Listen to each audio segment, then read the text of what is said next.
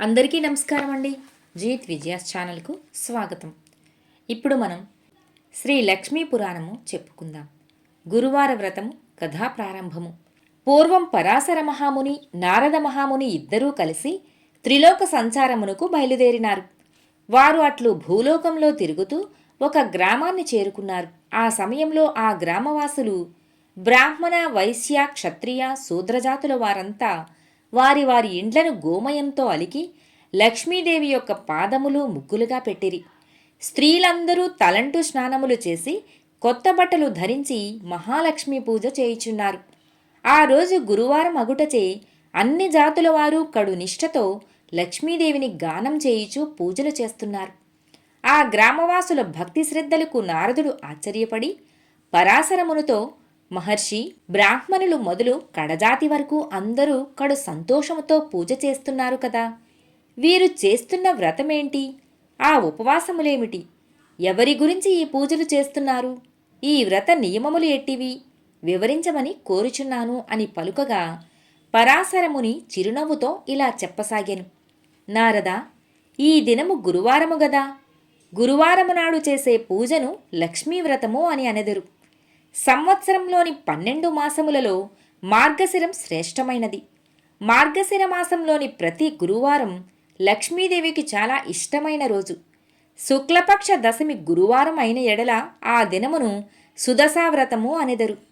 ఈ వ్రతం శ్రీ మహాలక్ష్మీదేవికి మిక్కిలి ఇష్టమైనది అని పరాశరముని బోధింపగా బ్రహ్మ మానసపుత్రుడగు నారదుడు అది ఆలకించి, మహనీయ, ముందు ఈ వ్రతమును ఎవరైనా ఆచరించి ఉన్నారా? వారు ఎట్టి ఫలములు పొందినారు? ఆ చరిత్రను కూడా వివరింపండి అని వేడుకొనగా పరాశరుడు ఇట్లు చెప్పసాగాను. నారదా, నీవు అదృష్టవంతుడవు. పూర్వం ఈ లక్ష్మీ వ్రతమును ఆచరించిన ఒక భక్తుని చరిత్రను తెలియజేయుదును. శ్రద్ధగా ఆలకించి ఆనందింపుము అని చెప్పసాగాను. ఒకప్పుడు లక్ష్మీదేవి శ్రీ మహావిష్ణువునకు సేవలు చేస్తూ, నాథా, ఈ దినం నా వ్రతమాచరించి గురువారం కావున మీరు ఆజ్ఞ ఇచ్చినచో నగరంలో సంచరించి వత్తును అని ప్రార్థించాను. లక్ష్మీదేవి కోర్కెను మన్నించి విష్ణువు అటులే పోయి రమ్మనెను. లక్ష్మీదేవి సకల ఆభరణములు ధరించి పట్టువస్త్రములు కట్టుకొని వెళ్ళినది. ఆమె వెళ్ళిన వెనుకనే విష్ణువు ఒక ముసలి బ్రాహ్మణ స్త్రీ రూపం ధరించి ఒక ఇంటిలో ప్రవేశించెను.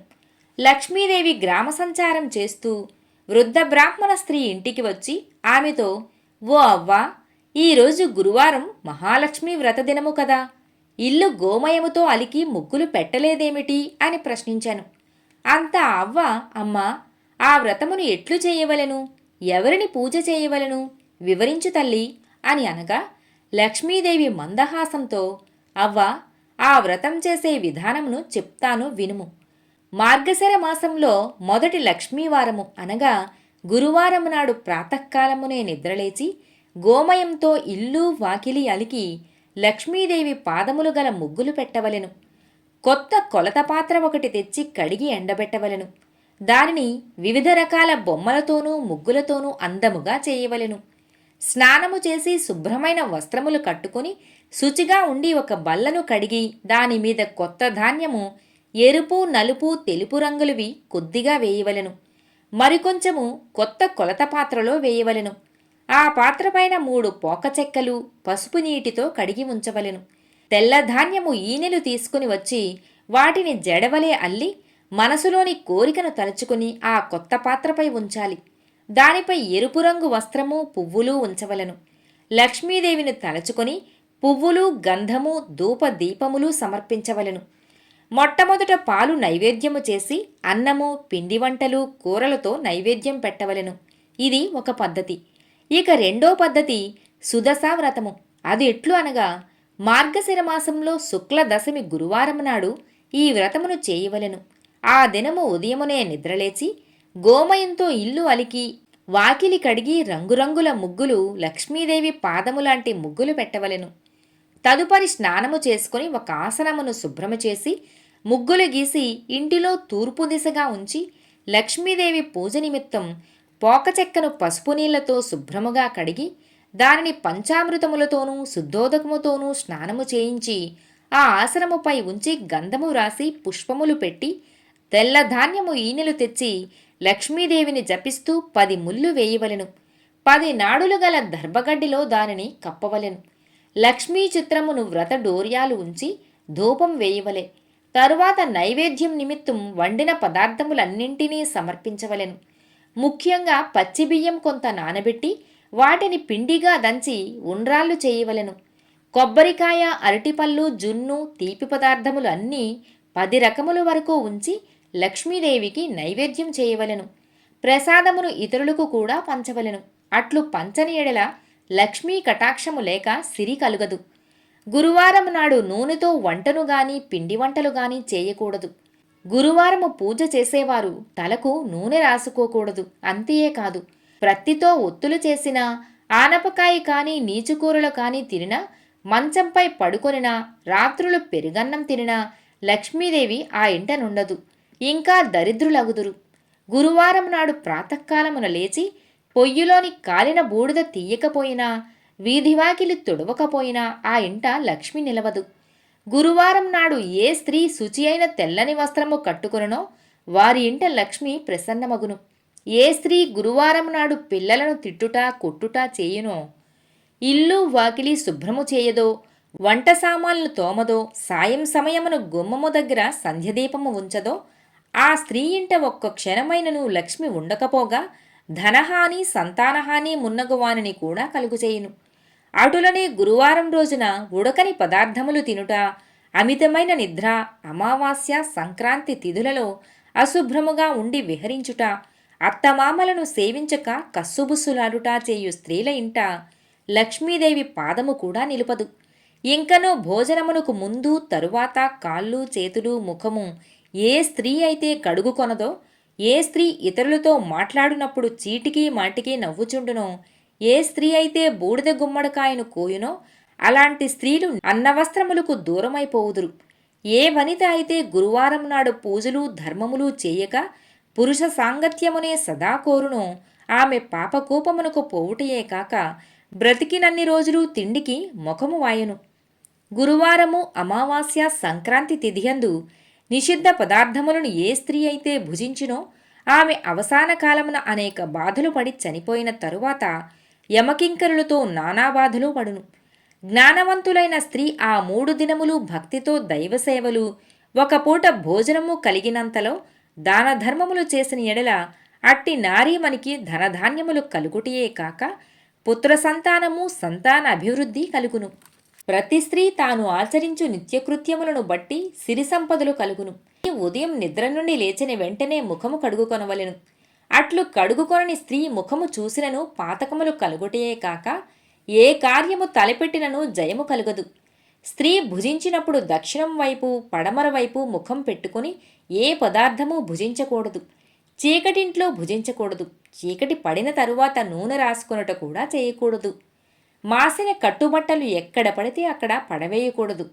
ఏ వనిత ఇంటింటికి తిరగటం, భర్త ఆజ్ఞ లేనిదే తనే ఇష్టం వచ్చినట్లు తిరగటం, భర్త మాటలు వెనుక ఎదురు చెప్పటం, దైవకార్యములందు దేవబ్రాహ్మణుల యందు భక్తి విశ్వాసములు కలిగి ఉండదో, దాన ధర్మములు చేయదో అట్టి వనిత గృహము రుద్రభూమితో సమానముగా నెంచి లక్ష్మీదేవి అడుగుపెట్టదు.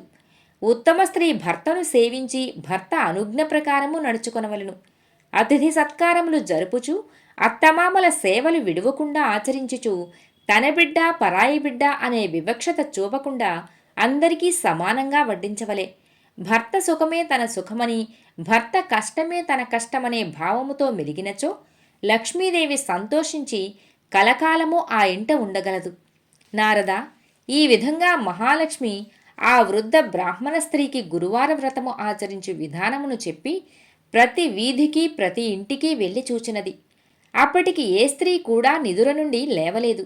కాలకృత్యములు తీర్చుకొనలేదు. తలలు విరియబోసుకుని వంటి మీద బట్ట కూడా సరిగా లేక గుర్రు పెట్టి నిద్రపోతున్నారు. వారందరినీ లక్ష్మీదేవి చూచి అసహ్యించుకుని ఒక మాల పల్లెకు వెళ్ళినది. ఆ పల్లెకు ఒక మూల ఒకనొక బీద హరిజన స్త్రీ ఉండెను. ఆమె ప్రతిదినము ప్రాతకాలముననే లేచి గోమయము తెచ్చి ఇల్లు వాకిలి శుభ్రము చేసుకుని బియ్యపు పిండితో ముగ్గులు పెట్టి లక్ష్మీ పాదముల చెంత దీపము పెట్టి బియ్యం ఉంచి ధూపదీప నైవేద్యములు సమర్పించి పద్మాసనములో కూర్చుండి లక్ష్మిని ధ్యానించుచుండెను. లక్ష్మీదేవి వెళ్ళుసరికి ఆ స్త్రీ భక్తితో పూజలు చేయిచున్నందున మహాలక్ష్మి సంతసించింది. ఆ పరిశుభ్రమైన స్థలమును తన 2 పాదములుంచి ఆమెతో, ఓ భక్తురాలా, నేటితో నీ కష్టములు తీరగలవు. నీవు దుఃఖింప పనిలేదు. నీ నిత్యభక్తికి సంతసించితిని. నీకేమి కావలినో కోరుకొనుము అనగా, శ్రీ మహాలక్ష్మి సాక్షాత్ దర్శనం చూడగానే ఆమె నోట మాట రాక ఏ వరమునూ కోరుకొనలేకపోయినది. మరల లక్ష్మీదేవే ఇలా అన్నది, నీవు బ్రతికినన్నాళ్ళు అష్ట ఐశ్వర్యములతో తొలతూగుదువు. జన్మాంతరమును వైకుంఠమునకు వచ్చదెవుగాక అని. నా వ్రతమును చేయిచుండుము అని. నీకు శ్రీహరి అనుగ్రహము కూడా కలుగును అని చెప్పాను. మహాలక్ష్మి చెప్పిన ప్రకారముగా ఆ హరిజన స్త్రీ కడు నిష్ఠతో ధ్యానము చేయిచుండెను. లక్ష్మీదేవి పాదములు ఎందే మనస్సును లగ్నము చేసుకుని ఉన్నందున ఆమె భక్తికి లక్ష్మీదేవి ఆనందించి ఆమె ఉన్న పూరి గుడిసెను పెద్ద భవంతిగా చేసినది. ఇంటికి 4 మూలలా ధనరాశులు ఉన్నవి. దానివలన ఆమె భాగ్యవంతురాలవుటయే కాక 5 పుత్రులు కూడా కలిగిరి. ఓ నారద, ఇంకనూ వినుము. ఆ హరిజన స్త్రీకి లక్ష్మీదేవి వలన కలిగిన ఐశ్వర్యమును జరిగిన దానిని బలరాముడు తన దివ్యదృష్టి వలన తెలుసుకుని మహాకోపముతో విష్ణుమూర్తి వద్దకు వెళ్ళి, లక్ష్మీదేవి మాలపల్లెకు పోయి అంటరాని మాలస్త్రీకి సిరి సంపదలు ఇచ్చి మహానేరము చేసినది. కావున నీవు లక్ష్మీదేవిని మందిరంలోనికి రానియవద్దని చెప్పినాడు. అంతలో గ్రామ సంచారము చేసుకుని లక్ష్మీదేవి విష్ణుమందిరంలోనికి ప్రవేశించుచుండగా బలరాముడు ద్వారమునే అడ్డముగా నిలబడి లోనికి రావద్దని శాసించెను. ఆ సమయములో అతని కండ్లు శరీరము ఎర్రబడిపోయెను. పళ్ళు పటపటా కొరుకుచుండెను. శ్రీహరి, నీవు ఈ ముఖము చూడవద్దు అని చెప్పెను. అన్న ఆజ్ఞ ప్రకారం లక్ష్మిని విడిచిపెట్టుటకు శ్రీహరి కూడా ఒప్పుకొనెను. వెంటనే లక్ష్మీదేవి తాను ధరించి ఉన్న బంగారు నగలన్నీ తీసివేసి పట్టుచీర విడిచి చిరిగిపోయిన వస్త్రములు ధరించెను. ఇల్లు విడిచి వెళ్ళవద్దని పరిచారికలు ఎంత బ్రతిమాలినను మరలా వచ్చెదను అని చెప్పి వెడలిపోయెను. లక్ష్మి వెళ్ళిపోయిన తర్వాత బలరాముడు శ్రీహరి మందిరము లోపల ప్రతి గదిని చూశారు. ఆ మందిరములోని ఏ గది చూచినను వెలవెలబోయి ఉన్నది. ధనాగారంలో ధనము లేదు. వస్తు సామగ్రి అంతయూ మాయమైనది. వంటలు వండుటకు పదార్థములు లేవు. బంగారు బిందెలు మట్టి కుండలుగా మారిపోయినవి. ఆఖరికి త్రాగటానికి పాత్రగాని నీరుగాని లేకపోయినందున దాహముతో ఉపవాసము ఉండి నిద్రపోయినారు వారు. మరునాడు ప్రాతకాలమున ముఖము కడుగుకొనుటకైనను నీరు దొరకలేదు. ఇంక వారికేమీయూ తోచలేదు. పిచ్చి పట్టినట్లయినది. అంత బలరాముడు జగన్నాథుడగు విష్ణుమూర్తితో, తమ్ముడు, మనము నిన్నటి దినమున ఆహారము తీసుకోలేదు. చాలా నీరస పడిపోయి ఉన్నాము. ఈ దినమైనను తిండి తినకపోతే ఎలా బ్రతుకగలం? అన్నీ కొరతగానున్నవి. గావున మనం బిచ్చమెత్తి అయినా ప్రాణములను నిలబెట్టుకోవాలి. కనుక ఇద్దరము బయలుదేరుదాము అని చెప్పగా జగన్నాథుడు దానికి అంగీకరించెను. ఇద్దరూ సాధువేషములు వేసుకుని భిక్షాటనకు బయలుదేరినారు. వారు ఎవరింటికి వెళ్ళి అడిగినను వారు కపట సన్యాసులని, చోరులని ఏ ఒక్కరూ భిక్షం పెట్టలేదు. కసిరి పొమ్మన్నారు. అలా వారిద్దరూ తిరుగుచూ ఒక షావుకారు ఇంటికి వెళ్ళి భిక్షాందేహి అన్నారు. ఆ ధనికుడు వారిని ఆదరించి కూర్చుండబెట్టి భోజన పదార్థములు తెచ్చుటకు లోనికి పోయి చూడగా పదార్థములన్నీ మాయమైపోయినాయి. అక్కడ కూడా వారికి భోజనము దొరకనందున బలరాముడు విష్ణుమూర్తి ఆకలి బాధతో తూలిపోతూ ఒక చెరువు దగ్గరకు వెళ్ళినారు. ఆ కొలను నిండా పద్మములు విరగబూసి ఉన్నవి. సరే, వీటి తూడు కాయలను తిని ఇప్పటికీ ఆ ఆకలి బాధను తీర్చుకుందామని చెరువులో దిగగా ఆ చెరువు నీరంతా ఎండిపోయెను. ఇంక చేయునది లేక నిరాశతో వెనుదిరిగినారు. అటుల వెళ్ళగా వెళ్ళగా ఒక తపస్సాలి కుటీరము కనబడినది.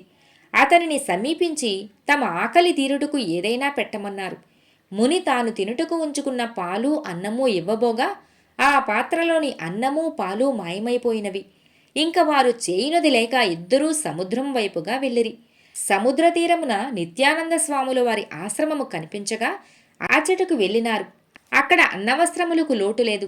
ఎవ్వరైనా ఆ ఆశ్రమంలో ఎన్ని దినములుండినను ఎంత భుజించినను అక్షయ పాత్ర వలె తరుగదు. కాని బలరామ జగన్నాథస్వాములు అక్కడకు వెళ్ళగానే లక్ష్మీదేవి ఏ పదార్థమూ అక్కడ లేకుండా చేసినది. తీక్షణమైన సూర్యుని తాపమునకు విష్ణువు సొమ్మసిల్లి పడిపోయెను. బలరాముడు తమ్మునికి సేద తీర్చెను. అక్కడ నుంచి బయలుదేరిన అన్నదమ్ములిద్దరూ మరియొక భవనము చేరుకున్నారు. అది లక్ష్మీదేవి నివసిస్తున్న భవనం. చాలా దినముల నుండి తిండి లేక నీరసించి ఉన్న వారిద్దరినీ లక్ష్మీదేవి చూచినది. జాలి కలిగినది ఆమెకు. వెంటనే ఆమె స్వయంగా పిండి వంటలతో భోజనము తయారు చేసి దాసీ చేత వారికి స్నానములకు నీరు పెట్టించి చెలికత్తెల ద్వారా వారికి భోజనం వడ్డించెను. వారు సంతృప్తిగా కడుపు నిండా భుజించి బయటనున్న అరుగు మీద విశ్రమించారు. కానీ వారికి నిద్ర పట్టలేదు. ఆ ఇల్లు, ఆ ప్రాంతం, ఆ వంటకం అన్నీ వింతగా తోచినవి అని ఆలోచిస్తున్నారు. అంతలో ఒక చెలికత్తె వచ్చి, ఓ స్వాములారా, మీది ఏ గ్రామము? ఎక్కడి నుండి ఎక్కడికి పోవచ్చున్నారు? మీకు భార్యాబిడ్డలు ఉన్నారా? ఇలాగా ఎందుకు తిరుగుచున్నారు అని అడుగగా ఏమి చెప్పవలనో తోచక వారు ఒకరి ముఖములొకరు చూచుకొనుచు శ్రీహరి ఇట్లు చెప్పినాడు. ఇతడు నా అన్నయ్యగు బలరాముడు, నేను శ్రీహరిని. మా తొందరపాటు వలన నా ఇల్లాలగు లక్ష్మీదేవిని ఇంటి నుండి వెడలగొట్టి ఈ కష్టములను తెచ్చుకుంటిమి. ఏ స్త్రీ వలన అష్ట ఐశ్వర్యములు కలుగునో, ఏ నారీమని కరుణా కటాక్షము వలన వంశాభివృద్ధి కలుగునో, ఏ వనితామని ఎల్లవేళలయందు తనను నమ్మి కొలిచిన వారి ఇండ్లలో మెలుగుచుండునో అటువంటి లక్ష్మీదేవి మమ్ము విడిచి వెళ్ళిపోయినది. అప్పటి నుండి మాకు దరిద్రము కష్టాలు కలిగినవి అని చెప్పాను. ఆ దాసీల వలన ఆ ఇల్లు లక్ష్మీదేవి మందిరమే అని తెలుసుకుని చాలా ఆనందించినారు. బలరాముడు విష్ణువుతో, సోదరా, నీవు లక్ష్మీదేవి వద్దకు వెళ్ళి మనం చేసిన తప్పును క్షమించమని చేతులు పట్టుకుని అర్థించుము అని చెప్పి లోనికి పంపెను. శ్రీహరి లోనికి వెళ్ళగానే లక్ష్మీదేవి భర్తను చూసి నమస్కరించి నీళ్లతో హరి పాదములను కడిగి ఆ నీటిని తలపై చల్లుకుని పువ్వులతో పూజించి ఇలా పలికెను. నాథా, మీ అన్నదమ్ములిద్దరూ నన్ను ఇంటి నుండి వెళ్ళగొట్టినారు కదా, ఇప్పుడెలా నా ఇంట భుజించినారు? చెండాలపు దాని ఇంటికెలా వచ్చినారు? ప్రాణాలు పోయేప్పుడు జాతి కుల భేదములు అడ్డురావా అని నిష్ఠూరములాడెను. శ్రీహరి చిరునవ్వుతో, ప్రియా, మేమిద్దరము భిక్షమెత్తుకోవటం అంతా తెలుసుకున్నారు. నీవు మాకు భోజనం పెట్టటం కూడా అందరూ చూచినారు. మాకు ఈ శిక్ష సరిపోయినది. నీవు లేనందున వైకుంఠము చిన్నబోయినది. నిన్ను వదిలినందుకు మాకు అన్నీ లోపములే జరిగినవి. కావున మా వెంట రమ్ము, వైకుంఠానికి పోవుదము అని పలుకగా శ్రీహరి మాటలకు లక్ష్మీదేవి ఆ ఇంట అడుగుపెట్టగానే అన్నీ యథాప్రకారముగా మారినవి. ధనాగారమంతా ధనముతో బంగారముతో నిండినది. వస్తువాహనాలతో దాసీజనములతో భక్తకోటితో వైకుంఠము కలకలలాడెను.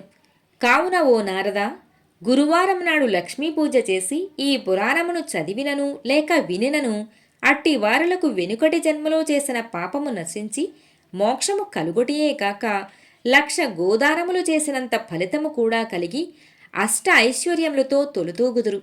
ఈ లక్ష్మీ పురాణ పఠనము ప్రతి మానవుడు ముక్తి నొందుటకు మార్గదర్శము కాగలదు అని పరాశరముని నారదునికి లక్ష్మీ పురాణమును వివరించినాడు. లక్ష్మీ పురాణములో గురువార వ్రతకథ సమాప్తం. సర్వేజన సుఖినో భవంతు.